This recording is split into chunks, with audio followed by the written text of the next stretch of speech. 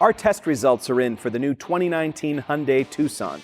We discuss that, and we also talk about new top safety picks from the IIHS. We also answer some of your questions, including one about affordable sports cars for taller drivers. That and more this week on Talking Cars.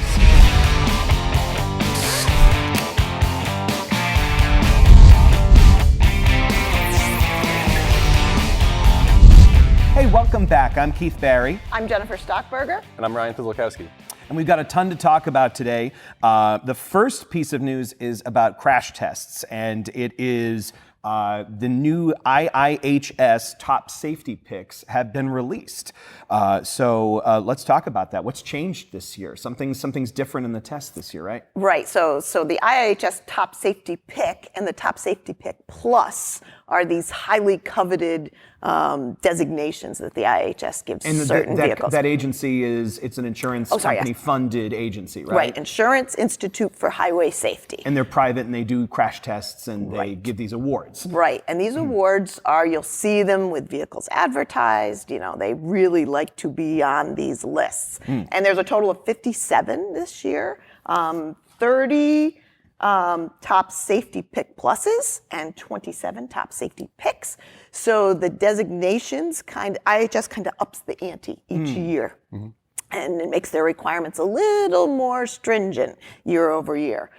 So this year, last year they added like headlight performance. This year, the upping the ante was an improved score in the passenger side small overlap crash test. We talked about this. This is the one where they did this test on the driver's side and a bunch of cars passed, and then they said, let's try the passenger side, and a bunch of cars failed, right? Yeah, right. So it was kind of a balance of, they've been doing the driver's side small overlap, and this is about a quarter overlap crash. It's like hitting a tree or hitting a or just side swiping another car where it comes like almost outside the frame and runs down the side. So they did that on the passenger side, and they've been doing it, but now they've said you have to be good in that passenger side small overlap. Well, they're trying to keep cars light, so they're looking for anywhere they can trim weight out. And well, the good news is that there are 30 if you count the Impreza sedan and Impreza wagon. Right, 30. right. It's a lot of good news for Subaru, Hyundai, Kia, and Genesis. Yep. And the full list is on consumerreports.org. Right, and they'll note that Forester didn't make the top safety pick plus; it was just shy. So it's so interesting. So definitely worth looking at.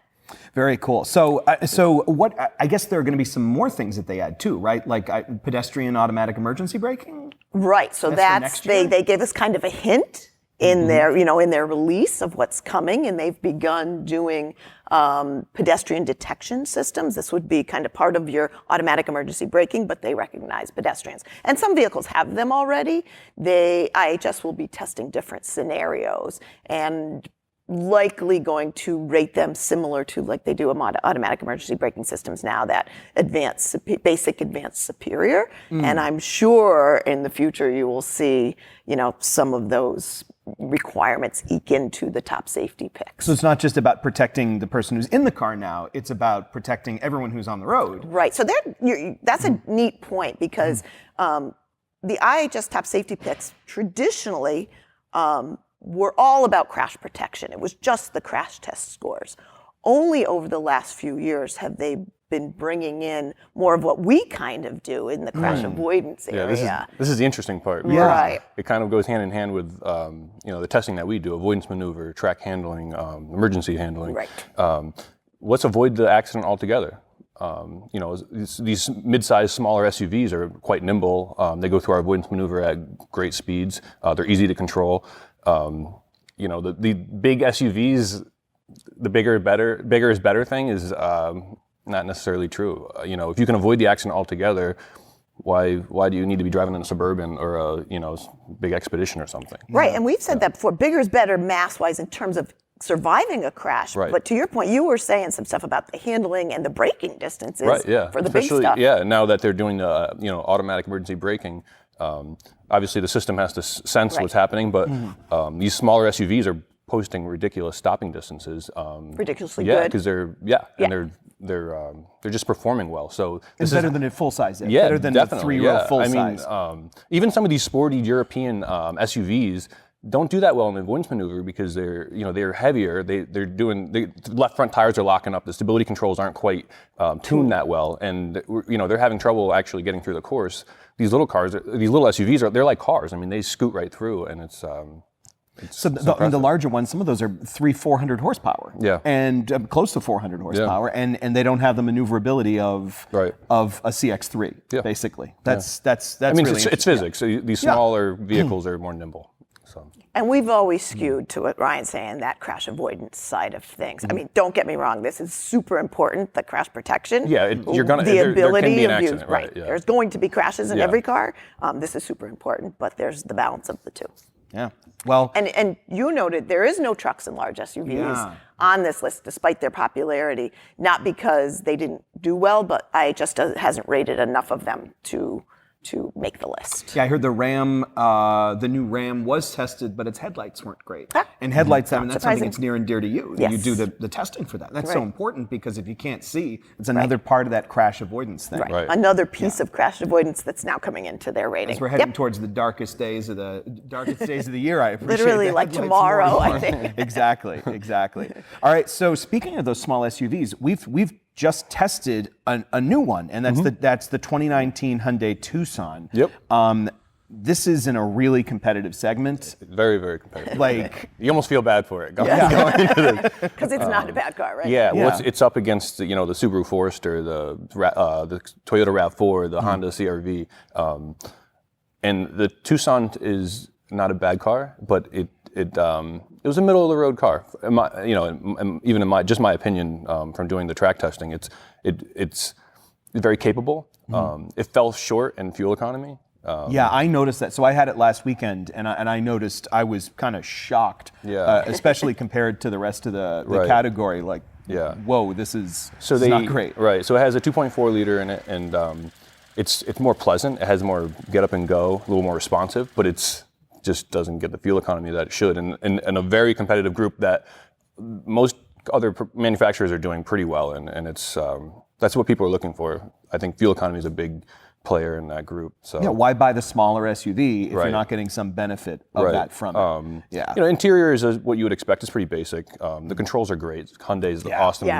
Simple controls. Yeah, that's more a Hyundai thing than a Tucson thing, but they do a great job with the controls. And it did really well on the track. It was very secure, easy to drive. It wasn't bad, but fuel economy and it was a little lackluster. And we weight fuel economy pretty heavily in our stores. Yeah, it's important, especially in that group. Knocked it down quite a bit. I noticed the other thing I noticed is something that you and I were talking about is that depending upon the road surface, Yes. it really had a hard time isolating certain road surfaces. Yeah, and it seemed to be really dependent on where we drove, because you and I absolutely experienced it. It was kind of like a roar at highway speeds, kind of rough highway surfaces. I mean, you and I both said we were turning the radio up because all of a sudden the car, it was almost like a resonance, like it got into this, at a certain speed, it matched the road and had this roar. Right.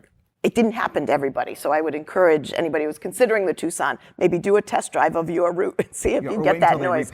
Yeah. On the new pavement, smooth it roads sounded were great. great. Yeah, I'd have to turn the radio down. Yeah. It was really, really strange. Yeah. But and the safety features are standard too. That's also kind of. So I had that on my notes. Yeah. Forward collision warning, automatic emergency braking, lane keeping assist, all standard. Lane keep assist, the jury's still out on its appeal and its benefits, but the other two for sure.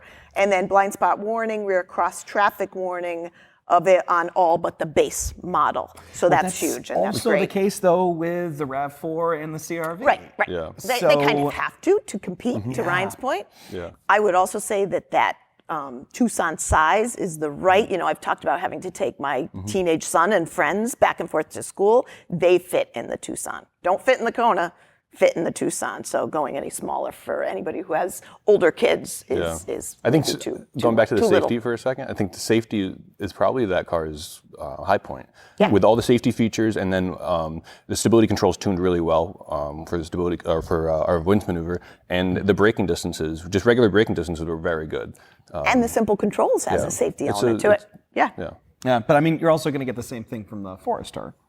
Well, this is why it's competitive. Yep. It's tough. And It's really tough. I drove those two back to back, and the visibility. I mean, I thought the visibility was decent in the Tucson. Yeah. The Then I got in the Forester's hard to Forester, and it was like a beat, greenhouse. Yeah, it was unbelievable. It's refreshing. rolling I always green say the Forester's refreshing. It was incredible, and especially in December, it was like one of those lamps that gives you daytime light. It's amazing. Vitamin D. Yeah, and also for as good as their cars are nowadays, Hyundai still always has that value proposition Right. thing. For sure. So I think at least they're going to have to put some money on the hood of this car to get it to move compared to right. This will probably be people To buy balance out your gas that you're going to have to put in. Yeah, seriously. I mean, it's a value thing. Right. Yeah. Absolutely. Yeah.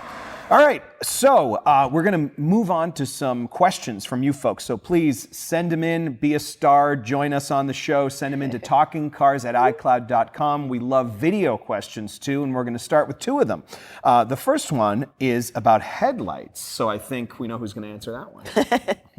Hey guys, I love the show, and I have a question.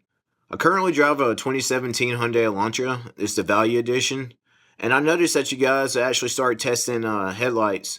I was wondering if there's a way that I could upgrade my headlights from like the regular halogen bulbs to something that would perform better. Thanks for taking my question. I hope to hear from you guys soon. So what do you think? Yeah, so in terms of upgrading your headlights, it's quite an endeavor to change the type of headlight. So we've talked about, this, and he says, he's got a base halogen. You could go to an HID, high intensity discharge. That comes with a separately powered ballast. It's not just a, plug and play type thing where you're going to change out the headlight. And then LED now, which is kind of leapfrogging over the HIDs, that's becoming much more prevalent. It's still a whole change in the whole system. So what we have done in the past is there is some upgraded bulbs, still halogen, but you'll hear these, Nighthawk and Silver Star. We have tested them in the past. They will get you a little bit more brightness, a little more whiteness in the color of the lamp. But you got to remember the distance, how far ahead you can see, is dictated by the reflector or the lens in front of the bulb.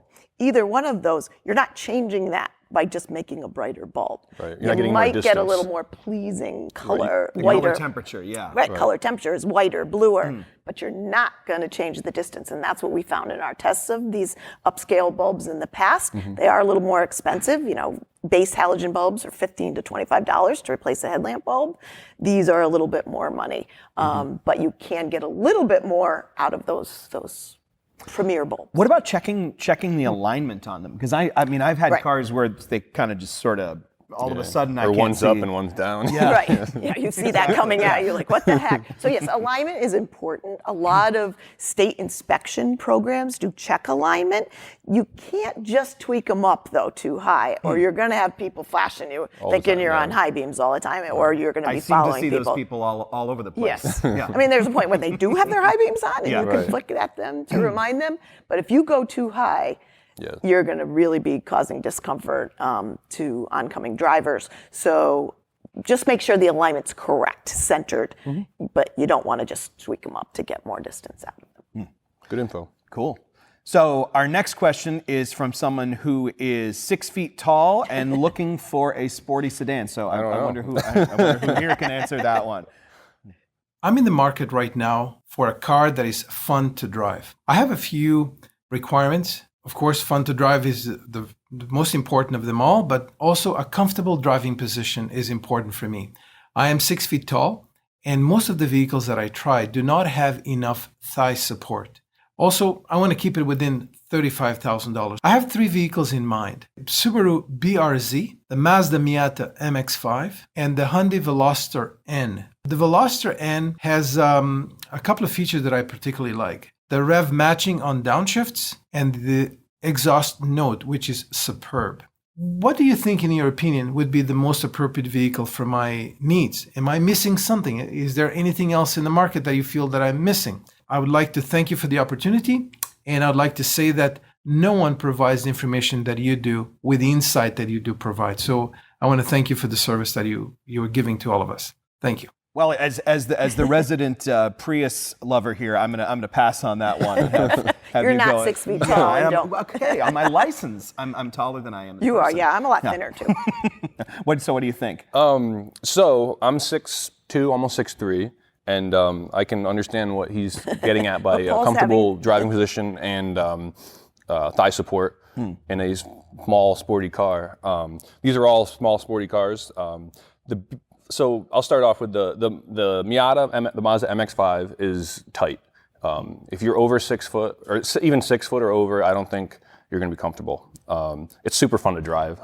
We've all agreed on that. Yeah. It's a reliable, good little car, but it's just not comfortable. Yeah. I mean, my knees hit the steering wheel, and you're just crammed in there.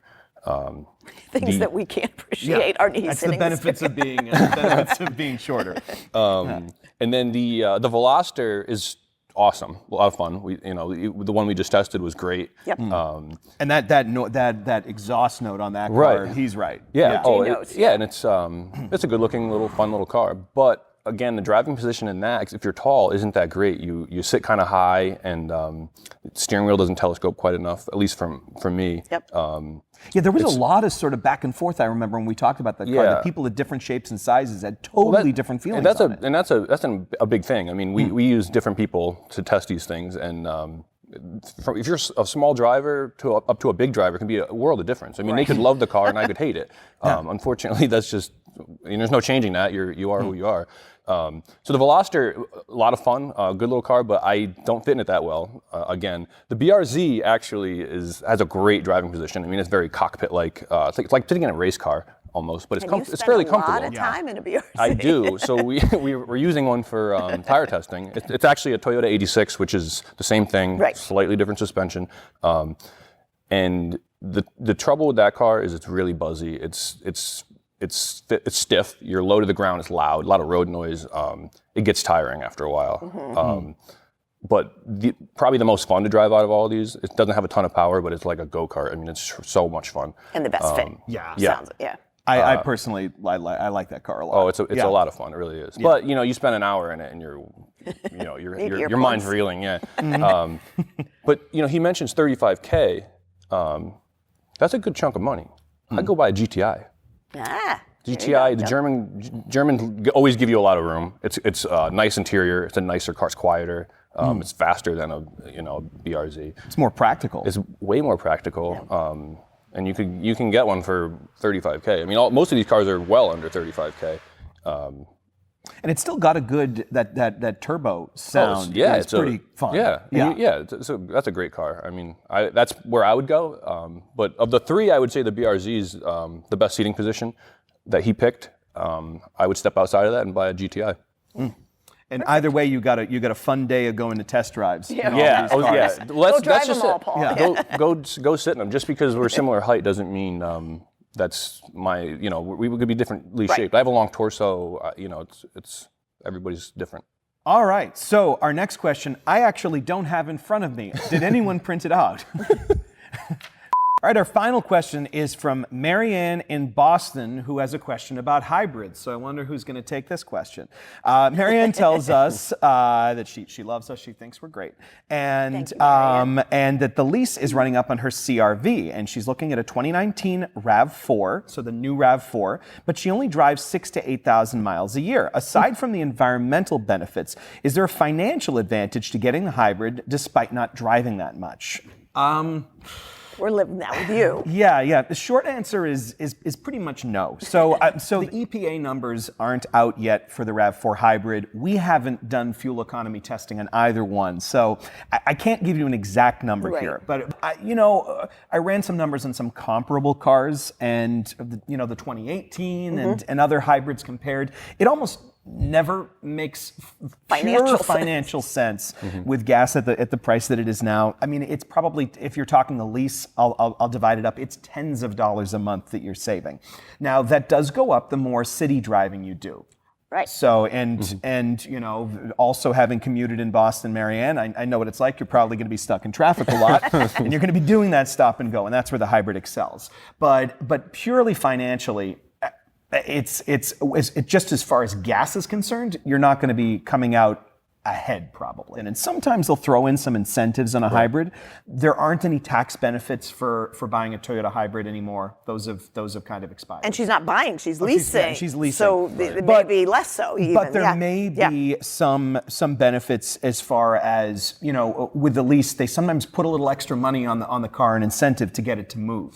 So you may actually be able to get a better equipped car. I remember with the Prius and the Prius Prime, which is the plug-in, you could get a better deal on the Prius Prime than you could get on the regular Prius, even though it was more expensive and better equipped. And the same thing with like the Accord Hybrid and the Accord, you'll see those close to each other. So, I would say, you want to save some money. If fuel prices do go up, try and negotiate and use that as a tactic. Say, I really want the hybrid, but I want to get it closer. Right, make it worth my while. Exactly. So when you go in and negotiate, just, let them know. Yeah. So that's what I'd do. Would you check me on that? The other thing I would say, Marianne points out the environmental benefit. I also find the hybrids, the quiet of them, very, very nice, and that instant punch off the line. So those are outside of the environmental, but there are some, nice driving features, the quiet and the acceleration of Toyota hybrids. hybrid system's always been great. Right, So that I appreciate can't imagine beyond this the is gonna environmental. fall So, down. But And we drove both of them. We rented both of them and had a little time in both. And